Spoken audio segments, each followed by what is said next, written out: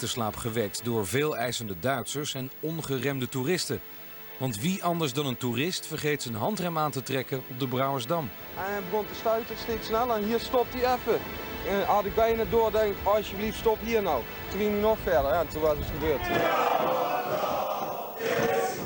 Ook bij Beachclub Perry's gaan ongegeneerd de remmen los. We hebben een jongen en die houdt wel van dans. En hij houdt ook van qua seks. Maar daar waar drank, drugs en feesten de norm zijn voor gezelligheid, moet agressie worden beteugeld. Wat we heel erg veel tegenkomen is knuppels. Ontzettend veel honkbalknuppels. Tussen de duizenden toeristen houden de markante lokalen van Schouwen-Duiveland stand. Ze wonen en werken op, aan en bij de zee. Rondom paal 23. Ik ben Perry de Broer. Ik ben paviljoenhouder samen met mijn familie. En mijn levensdoel is stoppen met werk als ik 55 ben. Wacht even, dit is helemaal niet goed dit. Mijn levensdoel is stoppen met werk als ik 55 ben. Dus ik zal er wel bij moeten gaan doen. 29. Ja? Sta ik klaar voor je. Hoogwater om 6:30.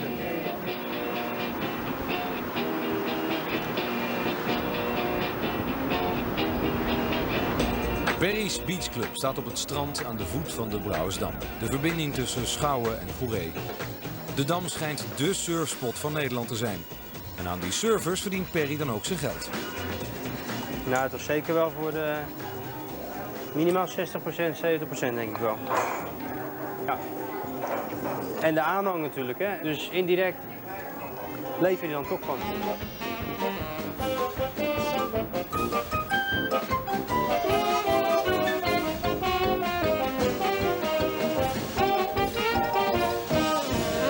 Ja, het is je ideale stek. Noordwestenwind, zuidwestenwind kan je goed uitvaren hier.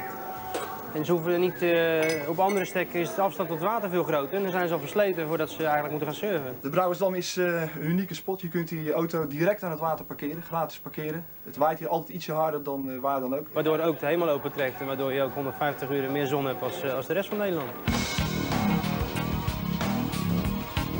De Brouwersdam loopt zoals iedere dijk schuin naar beneden af. Dat werd de toerist met deze auto fataal. Ik wou vanavond naar huis gaan. Ik denk even hier nog wat eten en dan naar de camping terug. Dat was lekker aan het rijden. Ja. Kijk, mijn wagen. Alles kapot hoor. Nou, we gingen even een hapje eten en daar bij die kraam. Die jongens komen lekker broodje bij me halen. En hij bestelde een broodje haring, een broodje hamburger. Ik zei tegen die man, maak er uitjes op. Ik maakte er uitjes op en toen keek ik om en... Toen was het gebeurd.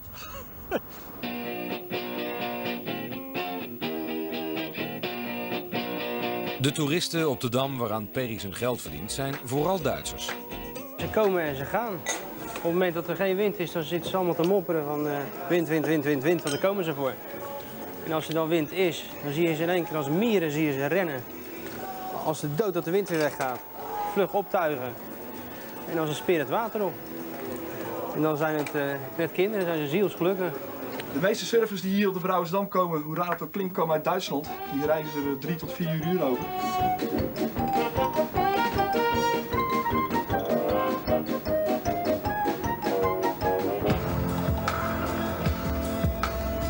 Ik ben John van Tol. In de zomermaanden ben ik wachtcommandant bij de politie in Renesse. Ik denk dat je van het leven moet genieten. Je moet genieten van elk moment. Door gezellig met een groep vrienden op het strand te zitten. Heerlijk barbecuen met een groep vrienden. 57-20. Zodra het in het weekend goed weer gaat worden, komen heel veel mensen toch op de Bonnefoy deze kant op. En die staan met name op deze locatie soms in grote getalen te kamperen. Als er één zou zijn, was het geen probleem. Alleen op een gegeven moment is het in een aantal jaren is dat zo ontzettend veel geworden en dan stond de dam helemaal vol. Nou, na een weekend was het hier echt één grote vuilhoop. Echt overal stond rotzooi, overal was een puinhoop. En toen hebben we gezegd van nou, dit gaat echt niet langer meer, dit wordt echt een probleem. En zijn we ze gewoon allemaal gaan verbaliseren. De kampeerders mogen dan 's nachts door John worden weggejaagd. Ze laten zich er niet van weerhouden de dam overdag als een camping te gebruiken. En waar kwamen ze ook alweer vandaan, al die surfers? Voornamelijk uit Duitsland. Ja. Oh yeah, good guys. Weer of geen weer, gele kaplaars aan en strand op. Ja, keilgraven en strand op. Af en toe vindt John nog een hardnekkige Duitser die achter de dam nog steeds probeert om zijn campinggeld te ontduiken. Goedenavond. Goedenavond. Even bukken. Ja. Is smakelijk. Ja. Ik weet niet of dat is toen aber übernachten hier auf diese Platz ist verboten. Das weißt du jetzt. Oh, ich habe hier eine Erklärung, warum, speziell von Zinn, auch in Deutsch, warum Übernachten hier verboten ist. Ja? Oké, veel spaß weiter. Goedenavond. Dag.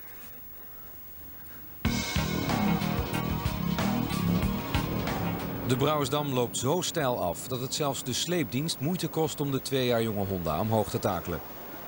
Een paar Duitse surfers bieden de helpende hand. Ik was net op weg om een auto weg te brengen die niet meer te repareren was. Toen riepen ze weer op voor dit. Je weet het nooit.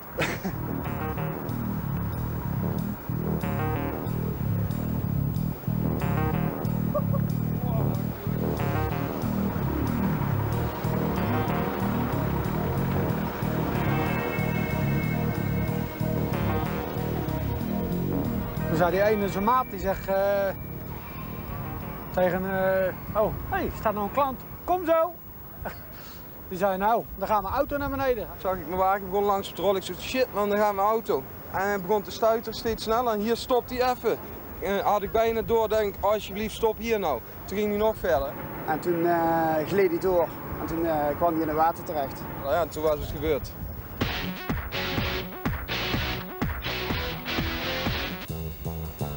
Je kunt je verbazen over zoveel surfers op de Brouwersdam. Surfen is namelijk van 15 jaar geleden. Maar volgens Arjen, eigenaar van de surfshop naast de beachclub, is surfen echt niet dood. Surfen dood? Nee, absoluut niet. We hebben weer een hele hoop jeugd die weer gaat surfen. Veel mensen die vroeger gestopt zijn omdat ze gingen studeren of een andere baan kregen of trouwen, kinderen, die komen allemaal weer terug. Laat je nooit los. Het is echt niet dood. Nee.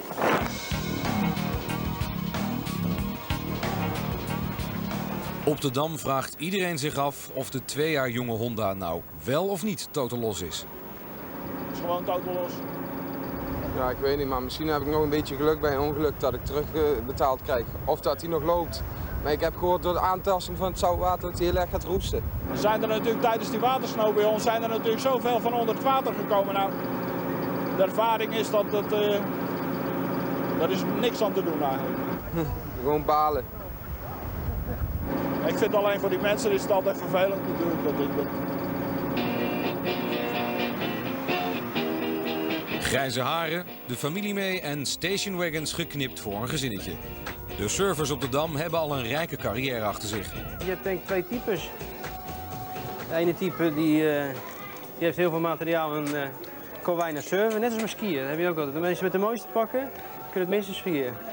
We zien er altijd flitsend uit. En dat is denk ik met surfen ook. Ja, ik heb zelf gesurfd tot mijn 16e. En daarna, de buurman heeft me daarna nog 1 keer zover gekregen om te surfen toen ik dronken was op een verjaardag van iemand. En ik moet eerlijk zeggen, ik kwam weg en ik kwam ook terug. Daar heb je ook alles mee gezegd, dus voorlopig doe ik het niet meer. Als de 2 jaar jonge Honda op de Brouwersdam eindelijk wordt weggesleept, houdt de Limburgse toerist zich groot. Terwijl iedereen het echt begrepen zou hebben als hij even een traantje zou wegpinken. Ja, ik ben blij dat ik er zelf niet in heb gezeten.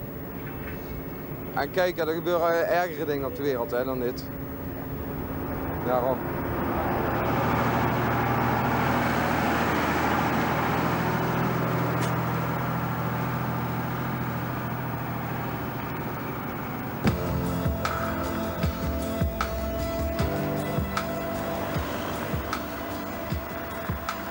John en zijn collega's zetten vanavond een verkeersfuik op aan de rand van Renesse. Uit ervaring blijkt dat zo'n fuik een afschrikwekkende werking heeft op het alcoholgebruik van de feestende toeristen. Bij de controle houdt John een Duitse auto aan. Kantoormachines op de achterbank trekken zijn aandacht. Nou, we controleren net die auto. Op de achterbank vinden we 3 kopieerapparaten en wat faxapparatuur. Nou, die mensen vertellen ons net, en met name die Duitse collega, dat ze hier zo kamperen in een tent. Nou, het simpele feit dat als je in een tent gaat kamperen met 3 kopieerautomaten en een fax is heel typisch. Dus was voor ons om de reden om alle nummers even te controleren. In geen enkel land in Europa staan de nummers gesignaleerd. En gaan de jongens een grote hoeveelheid kopieën maken in de tent, want zoiets zal het wel worden.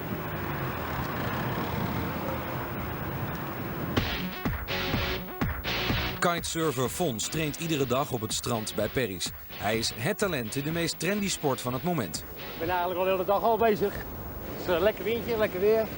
Dus wat wil je eigenlijk nog meer? Op dit moment is natuurlijk de kitesurfen enorm in, hè? Vanochtend was er dan eentje hier aan het kitesurfen, die deed het best goed. Dus ja, goedemiddag.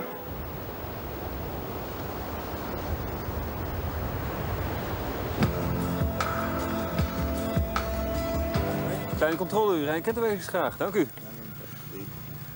Gaan feest vieren vanavond? Ja, we gaan op stap. Ja. Alsjeblieft. Dankjewel. Je weet het, we mogen niet op straat gebruiken, hè, in Renesse? Nee, maar dat ga je in de koffer en dan... Dan is het goed. Een biertje gaat er bij Fons pas in na de training. Hij is beroepsmilitair, maar hij wil prof worden in het kitesurfen. De nieuwe combinatie van surfen en vliegen.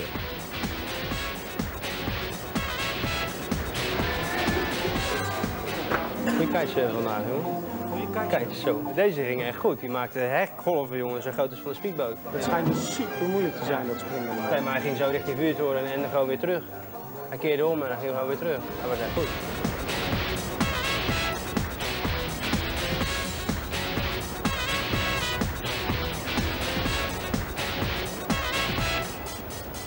Terwijl John de boel in de gaten houdt, doet zijn vrouwelijke collega een vondst in een aangehouden auto.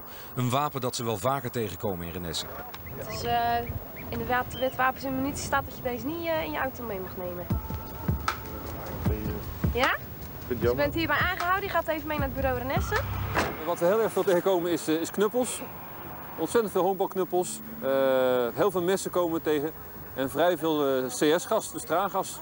Dat zit er, bijna iedere controle zit erbij. Er zitten wel wat extreme dingen tussen, werfsterren, zo nu en dan is een wapen. Duitsers hebben nogal eens een alarmpistool die dergelijks bij zich. Zometeen in paal 23. Om duizenden feestende jongeren over heel Schouwen van en naar de disco te brengen, is er een speciale busdienst ingesteld. Buschauffeur Krijn doet al jaren de nachtdienst, met meer of minder genoegen. Agressief dat is als je iemand een tik geeft of zo, maar het is gewoon, ja, ze dreigen er gewoon weer mee. Bij Beachclub Perry's gaat vaste klant Peter Kaars uit de kleren. We hebben een jongen en die houdt wel van dansen. En hij houdt ook van qua seks. Dat dus zometeen. De mannen hebben net mosselen gegeten. Ze zitten hem niet echt lekker. Er komt een beetje raar spul aan. Bij Beachclub Perry's houdt Peter Kaars de stemming er goed in.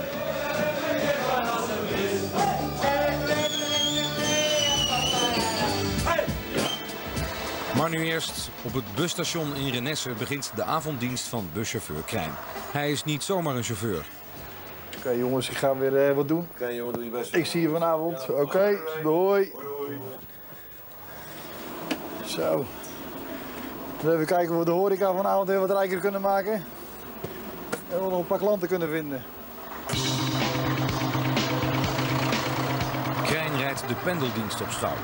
Een paar jaar geleden opgericht om feestende jongeren zo snel mogelijk van en naar de disco te brengen. Dan rijden we zelf naartoe. Dan probeer ik hem er zonder bloedvergieten tussen te zetten en dan komt het allemaal vanzelf in orde. Kijk. We gaan met busje 000 naar Renesse toe. Heus wel elke avond pad, voor de wijfjes, vrouwtjes, dames. Dat doe ik je Renesse. Oké. In de truck, hè? Ja, dat is meestal hè, met de retour. Ja. Nee, we hebben nog niet geneukt. John surveilleert inmiddels weer op de Brouwersdam. Maar ik denk dat we zo eerst een trike gaan controleren die op de weg rijdt. Want er komt een beetje raar spul aan.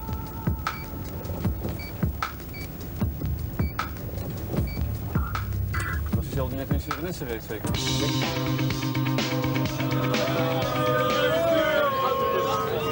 We hebben een retourtje gekocht, dus het is de bus inlopen, kaartjes scheuren, zitten, vol en wegwezen. En dat is gewoon een, als je dat voorstelt dat je die duizenden mensen allemaal met taxi's moet vervoeren, dan ben je morgens om 5 uur nog bezig. En dan gaan ze dus naar het ding uithalen op het dorp. Er stond iemand tegen benzine op het station aan te pesten en wij keken hem aan. En toen liep hij naar ons toe en dat kon hij niet hebben. Toen kregen we een klap voor onze kant. Alles is eruit, alleen, alleen. Alles is eruit, wij gaan lekker binnen. Ik zeg, dan kijk ik eventjes of alles nog heel is. Of er niet met veelstift opgeschreven is. Dan kan je dat een beetje onderscheppen. Je ziet gelijk wie dat geweest is. Je weet nog wie er gezeten hebt. En dan kunnen we vanavond eventueel opvangen als het nodig is. Maar het is netjes gebleven. En 's nachts doe je het om dan wil er wel eens wat anders liggen. En dat is niet zo prettig voor de mensen. Dan ruimen we dat eerst even op. Geen kenteken bij u? Ja. Zou ik die even mogen zien? Ja, natuurlijk mag je dat zien. Ja, voor mij. Heeft u alcohol gedronken vanavond? Nee. Helemaal niets. Middelburg inval. Mosselen. Zou u even mee willen werken aan een blaastest? Als u even diep ademhaalt en flink erop blaast. Ja, doorgaan, doorgaan, doorgaan, doorgaan. Stop u maar.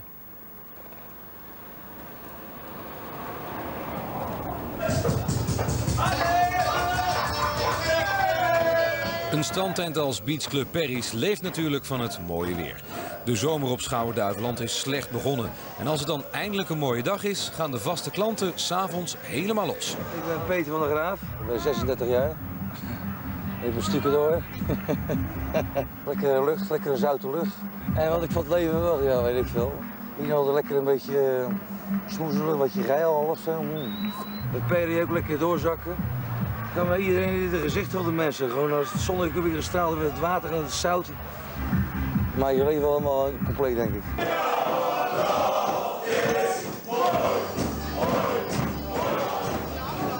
Een van Perry's vaste klanten heeft verderop een eigen zaak. Serge weet dat als Perry straks moet sluiten, de vaste klanten bij hem het feest voortzetten. Hij kent ze dan ook allemaal. Peter, ja, Peter. Ja, Peter Kaars. Hé, Peter Kaars. Oh.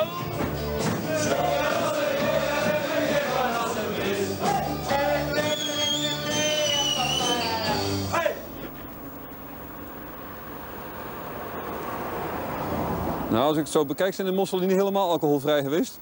Ja, dat weet ik niet. Volgens dit apparaat heeft u te veel gedronken. Dit houdt in dat we even naar het politiebureau in Renesse rijden. Ja. Daar is een ander apparaat, een nauwkeurig apparaat. En daar moet u een andere blaastest.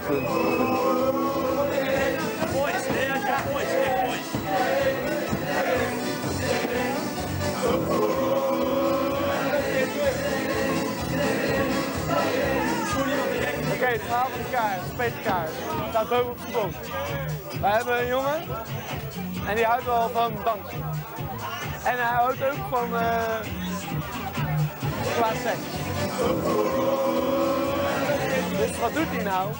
Lekkere dag, mooie zaterdag. De hele dag al. Een beetje zuipen, een beetje dansen en zo. Op een gegeven moment, die achterstapel daar bij het bergboord, gaat hij op de tafel staan. Kaars in zijn hand, 2 brandende kaarsen. Open zijn blote borst, uitgieten die kaarsen. En ja hoor, daar komt het. Zijn rug gaat omhoog. Hij draait zich om. Hoppa!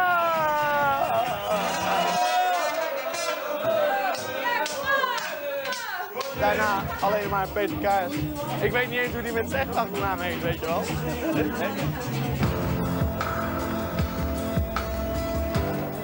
Gaat uw gang. Oké, gaat uw gang. Diep ademhalen en flink blazen. Ja, blazen, blazen, blazen. Doorgaan, blazen, blazen. Je bent over de helft. Blazen, blazen. Blazen, blazen. Klein stukje. Ja hoor, stopt u maar. Dat is al voldoende. U zit te hoog. Dat betekent dat u een boete krijgt van 390 gulden hiervoor. Dat is... dure mossels geweest. Het zijn heel dure mossels geweest.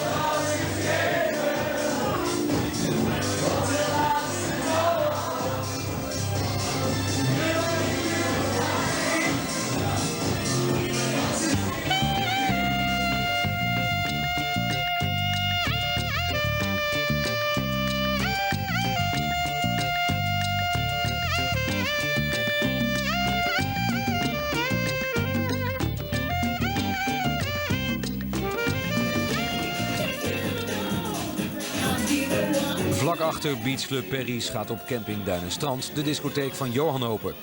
Voor Disco de Schuur hoeven jongeren de camping niet af. Sterker nog, sommigen komen aan en zetten pas na 3 weken weer een voet buiten de hekken. Nou, wij zijn dus nog niet in Renesse geweest. We zijn hier de eerste avond hier naartoe gekomen en het was hier gewoon gezellig. Ja, en daarom komen we gewoon hier een avond terug. Gezellig hier, Schilder, weet je, gezellig. Waarom zou je dan ver weg gaan lopen om ergens waar het gezellig is straks te zijn? En hier zijn ja, mensen die kijken wat nog meer. Als ze allemaal op hun camping bleven, zat chauffeur Krijn zonder werk. Hij rijdt de pendeldienst. Die werd ingesteld omdat de feestende jongeren elkaar bevochten om de enkele taxi. Vooral 's nachts liep dat nogal eens uit de hand. Om de ernstige vechtpartijen voor te zijn, is de zomerse pendeldienst ingesteld. De mensen aan mij vragen of dit een gekozen beroep is, dan zeg ik altijd maar dat het voor bureau halt is. Of ik doe dit werk of ik moet bushoekjes schoonmaken, een van de twee. En ik heb een gruwelijke hekel aan schoonmaken. Dus dan doen we dit maar. Dat word je ook wel een beetje. Je hoort ook wel geacht een beetje gek te wezen voor dit beroep. Helemaal zonder lukt het niet. Oké, Duin en Strand. We gaan ervoor. Wie nou denkt dat de Zeeuwse kust slechts een verzamelplaats is voor dronken en gedrogeerde jongeren, die moet zeker eens gaan kijken op de Caribische avond van Johan. Ja, nou, we zijn weer nou aan een feestavond voor de ouderen eigenlijk. Want we hebben dus jeugd en gezinnen. En met de ouderen, ja, die houden niet van de disco. Dus regelmatig organiseren we ook deze soort avonden. In gewoon een bruin café. En ik ga dadelijk ook eens even kijken of ik nog een biertje kan krijgen.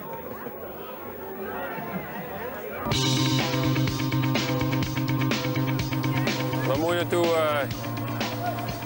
Duinhoeven? Ja. Heb je in de strand gestaan? Nee toch? Gelukkig. Nee. Misschien zijn broek? Nee, zijn bovenlip. Dankjewel. Al rond 12 uur 's nachts rijdt Krijn de eerste jongeren weer terug naar hun tentjes. Ze zijn dronken, maar nog wel rustig. En dat kan ook heel anders. Agressief dat is als je iemand een tik geeft of zo. Maar het is gewoon, ja, ze dreigen er gewoon meer mee. Echt doen ze het nog niet.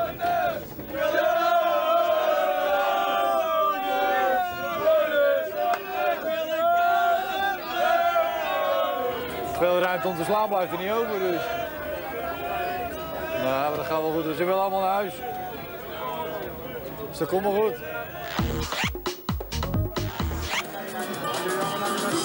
Op camping Duin en Strand drinkt de exploitant Johan van Baarle eindelijk zijn biertje. Op de feestavond voor ouderen. Ja, ze hebben net op dansen gevraagd, maar ja, ik kan niet zo goed dansen. Johan vermaakt zich prima met het meer belegen deel der natie. En dat terwijl hij op heel Schouwen bekend staat als een meester met jongeren.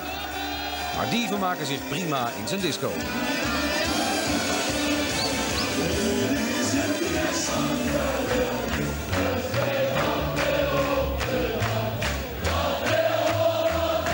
En ondanks, of misschien wel dankzij, zijn strakke regels op het jongerenveld hebben ze mateloos respect voor hem. Hij is wel oké. Hij is wel oké. Die regeltjes mogen wel wat beter, die regeltjes. Nee, er zijn vandaag wel mensen die wij kennen, buur van ons, die zijn er afgezet om een hele stomme reden. Nou, hij is wel een aardige meneer volgens mij. Hij gaat altijd op zijn brommer en rijdt altijd langs. En voor mij is wel een lieve meneer. De muziek ook goed. Daar al in zijn drie.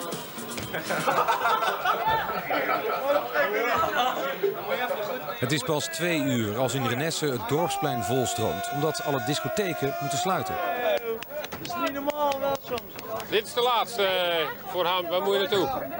Ja. En binnen het uur heeft de pendeldienst de straten van Renesse schoongeveegd. Het is het laatste ritje, dus dan nemen we alles mee wat er staat en dan venten we uit. En te gek hier, gewoon allemaal toffe kroegjes gewoon. En alleen het wachten op de taxi, ja. Ja, en dat gaat allemaal om 2 uur dicht, dat was leuk hè, ja.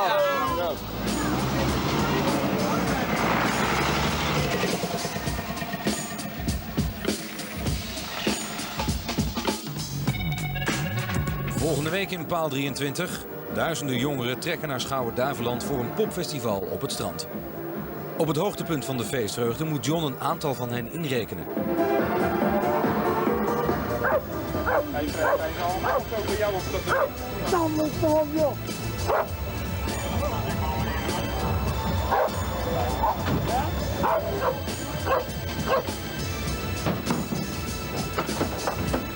Dat en meer volgende week in Paal 23. Er zijn geen woorden voor, er zijn geen